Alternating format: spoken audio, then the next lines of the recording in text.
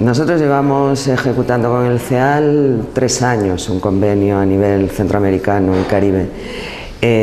Son muchos componentes, es muy complejo y entonces queríamos, en el convenio estaba como el compromiso de recoger de alguna manera las experiencias que se han ido desarrollando a lo largo de estos años. Las expectativas fundamentales sería aprender de la experiencia del trabajo realizado por el CEAL y al mismo tiempo estas lecciones aprendidas que nos sirvan para desarrollar futuras acciones en la misma línea.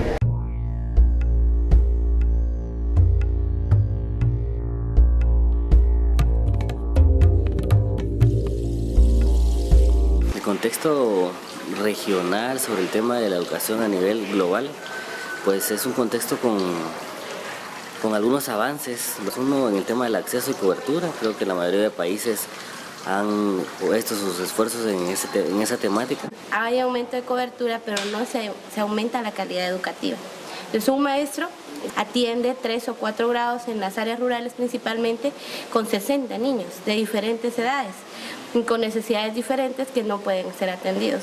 Lo que está creciendo es la educación privada. La educación pública ha bajado la calidad, tenemos problemas de acceso por la baja inversión. A la educación también ya le está llegando muy fuertemente la violencia territorial o que se da alrededor de, y la violencia que es ejercida hacia los niños, hacia los jóvenes, ¿verdad?, que están siendo educados y la que en otras ocasiones los jóvenes ejercen. El tema de la juventud en Panamá no está bien visto, o sea, los jóvenes, todo el mundo los vincula a jóvenes de barrios marginales o jóvenes de escuela pública, son jóvenes delincuentes. De repente tú tienes un ministro o un viceministro de una área determinada que tiene el ministerio y está trabajando un tema y lo desarrolla y lo profundiza y hay una participación de todos los sectores. Bueno, de repente el presidente decide cambiarlo y ahí se termina todo. La idea del convenio era poder primero identificar estas grandes debilidades que tienen los estados y que también son debilidades en la región. Y eso es lo que hacen tanto el convenio, ¿verdad? Dialoga con los entes del estado, dialoga con las comunidades y hace como esa interfase.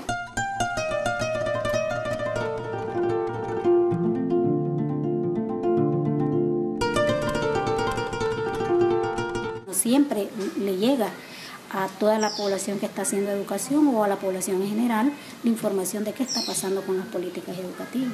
Sabíamos que como CEAL éramos como muy pocas organizaciones que necesitábamos hacer un proceso más amplio, ¿verdad?, de alianza para poder incidir. Promover espacios de concertación entre actores y actoras educativas. Asentar en la mesa, ¿verdad?, varias organizaciones.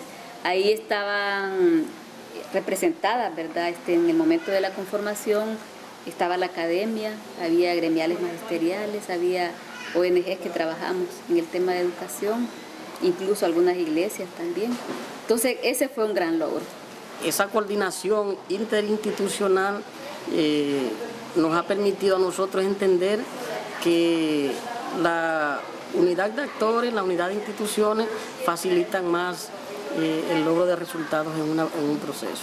Respetábamos las posiciones políticas de nuestros aliados y de los miembros del CEAL, pero que en conjunto teníamos una propuesta colectiva que llevar a la sociedad y al Estado hondureño. Y ahí, ese fue un aprendizaje. Dejamos nuestras diferencias y trabajamos por lo que teníamos consensuado. Y entonces confluimos en que somos organizaciones que trabajamos en comunidades, que trabajamos también por los mismos derechos y que nos convoca también el tema de los pueblos originarios. Hacer público nuestra visión sobre nuestra apreciación de la educación en el país y haciendo propuestas, y particularmente propuestas sobre la alfabetización, propuestas sobre el presupuesto. Toda la visibilización del tema por la búsqueda de la equidad de género, por los derechos de las mujeres, etcétera, lo hemos trabajado también en el colectivo. Se tuvo una reunión, ¿verdad?, con los candidatos, en donde se les explicó, se les dio a conocer la propuesta, qué era lo que como un foro, digamos, de la sociedad civil se estaba proponiendo para el tema de educación. Entonces ellos se comprometieron, ¿verdad?, a considerar la propuesta dentro del programa de gobierno. Mucha perseverancia, como bien decía una compañera del foro. Si dejas estas propuestas solamente colocadas en el espacio, digamos, del Congreso o de una instancia, Secretaría de Estado, y creemos que se va a mover de ahí, es muy difícil. Entonces tenemos que estar pendientes de si ese documento se está tomando en cuenta, si se está considerando para la agenda legislativa o se está dejando de lado. Creo que es importante, por ejemplo, movilizar actores. Los medios de comunicación para nosotros han sido fundamentales, desde los periodistas, desde la gente que diseñó la campaña, los canales de televisión comercial y de radio que han pasado, porque lo pusimos como un problema social, o sea, un problema general del país, no como un tema político, no en contra del Ministerio de Educación, no en contra de los docentes, sino que es una realidad que tenemos en el país. Entonces yo creo que al llevarlo a ese nivel realmente la gente tomó conciencia de que todos tenemos algo que decir en esto.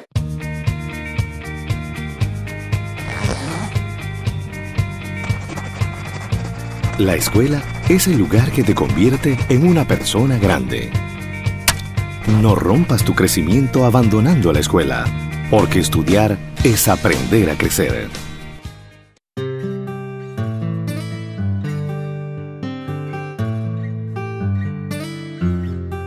El centro del proyecto son los jóvenes y las jóvenes que están en el sistema educativo, y el proyecto está tratando de implementar lo que es la participación juvenil en todos los ambientes y los aspectos de la vida de los estudiantes. El centro son ellos, aunque el proyecto trabaja, digamos, con los docentes y trabaja en el vínculo de la comunidad con el colegio, que es un vínculo que se ha perdido, digamos, y que el proyecto quiere restablecerlo. Es un modelo pedagógico que responde un poco al enfoque desde los derechos humanos, desde lo que es la equidad de género y lo que es interculturalidad con mujeres indígenas de la etnia quiché. Pues nos propusimos fue justamente la construcción de un modelo que respondiera a las necesidades e intereses de las señoras. Debería de haber como un encuentro entre lo que es la oferta que el sistema educativo tiene para los estudiantes y las necesidades que los estudiantes identifican que son parte de su vida y que el sistema tendría que resolver. Creo que lo otro es formar un equipo multidisciplinario, ¿verdad?, en la construcción de un modelo pedagógico donde puedan participar hombres, mujeres, jóvenes, diferentes etnias o culturas de Guatemala, para que este modelo pueda responder exactamente a algo diferente que el sistema nacional nos está proponiendo para formar a hombres y mujeres del área rural. Hay que tener mucha escucha, en primer lugar, con ellos, digamos, y darles el espacio para que ellos planteen qué es lo que les gustaría hacer. Y de acuerdo a esas conversaciones uno va como, digamos, tratando de elaborar propuestas que se discuten con ellos, pero al final son ellos los que tienen que tomar la decisión de qué es lo que quieren hacer o no.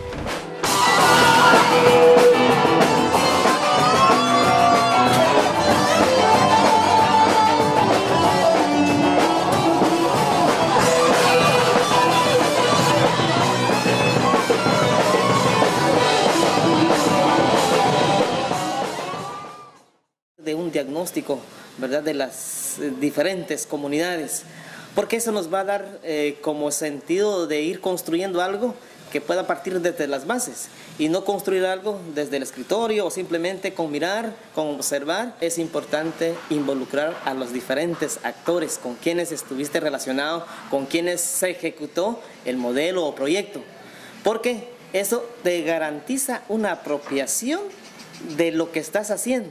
Simultáneamente hemos trabajado con los docentes y las docentes en un esfuerzo de recuperar con ellos las experiencias pedagógicas que han desarrollado, que ellos consideran que son innovadoras o interesantes para compartir con otros.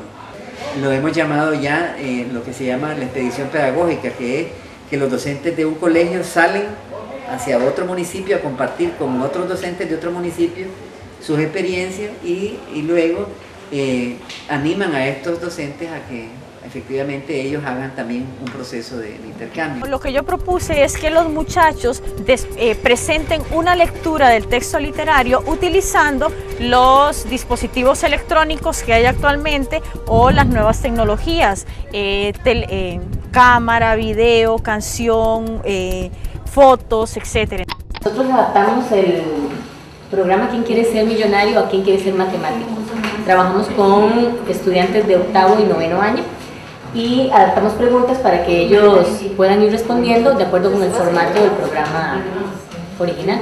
El cambio hay que hacerlo, el paradigma emergente ya está aquí, lo que pasa es que hay gente que se resiste al cambio y hay que hacerlo inmediatamente.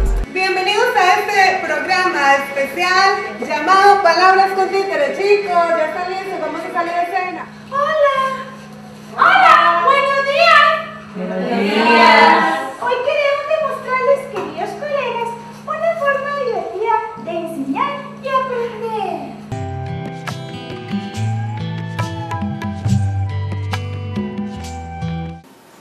El tema de la participación, es decir, ver la participación como un eje medular de la actuación de todo lo que hacemos, cómo es esa participación de los miembros en cada colectivo y de los miembros, de cada miembro de los colectivos.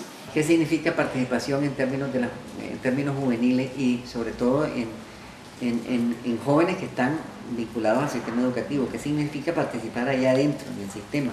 ¿Qué estamos entendiendo por incidencia o cuáles son los mecanismos y las estrategias para hacer incidencia? O sea, no hay una sola forma, no hay un solo concepto de entender qué es la incidencia y cómo también le aporta a la incidencia desde la perspectiva de la educación popular. Son como multiprocesos los que se dan dentro de la incidencia. Está el trabajo del lobby, está el proceso de elaboración teórica, de presentación, ¿verdad? Pero también está todo el trabajo que se hace dentro de las organizaciones. Y nos hemos olvidado quizás de cómo incidir desde las bases, cómo organizar las bases para poder hacer impacto nacional, para poder incidir, ¿verdad? Realmente en lograr cambios desde la estructura o incorporar algunas necesidades desde las bases.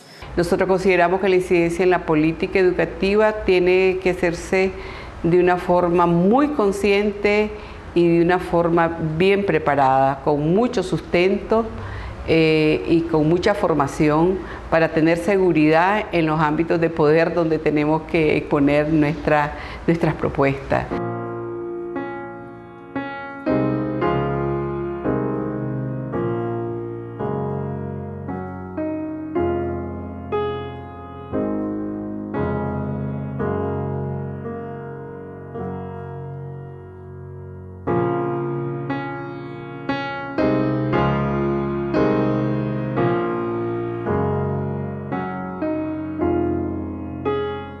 Esa potencialidad de diversidad es la que nos va a permitir construir propuestas y que ya inclusive en la vida práctica y cotidiana de la escuela, de la comunidad se dan, aunque no sea política de Estado, no sea política de gobierno, se dan esos intercambios diversos y que la gente le permite vivir más dignamente en función de su cultura, su pensamiento, su creación.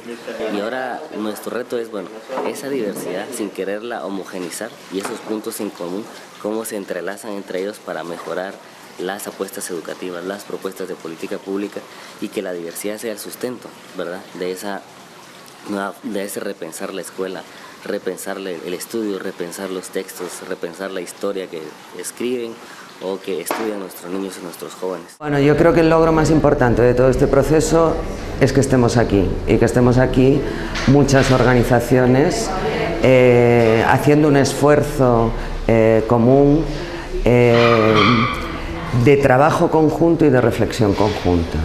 Creo que esto no es fácil, reunir a tantas organizaciones con una visión, con un intento de visión centroamericana. Ese es el resultado de un caminar de 4 años y que además daría un salto cualitativo para futuras acciones en conjunto.